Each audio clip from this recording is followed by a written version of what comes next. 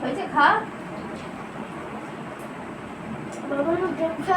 তো গাইস, আমার ছেলের ছোটবেলা থেকে একটা বাজে অভ্যাস আছে বিছানায় বসে খাওয়ার।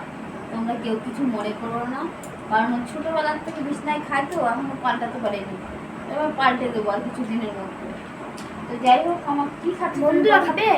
কি খাচ্ছে? তরকারি, রুটি, ডিম কষা রুটি খাচ্ছে। আমাদের বাড়িতে 3 জন লোক, 3 জন 3 রকম খায়। ও খায় রুটি, আমি খাই ভাত, আর ওর বাবাও রুটি খায়। ঠিক আছে, 3 রকম হলো না, তাহলে 2 রকম হলো। রুটি ছাড়া খেতে পারে না একদম। সারাদিন যদি ভাত না দিই আমি ওকে, সারাদিন রুটি দিলে রুটি খাবে। রুটি খেতে এত ভালোবাসে। ছোটোবেলার থেকে সারাদিনে একবার ভাত খায়, একবার ভাত খায়, আর রুটি যত বাদ দেওয়া যাবে রুটি খাবে, খালি রুটি খাবে। আমার রুটি খেতে একদম ভালো লাগে না। রুটি খেলে আমার ঘুম আসে না, মনে হয় যেন আমি কিছুই খাইনি। তো যাই হোক বাবা, তুমি খাওয়া দাওয়া করো, আমি জল নিয়ে আসি।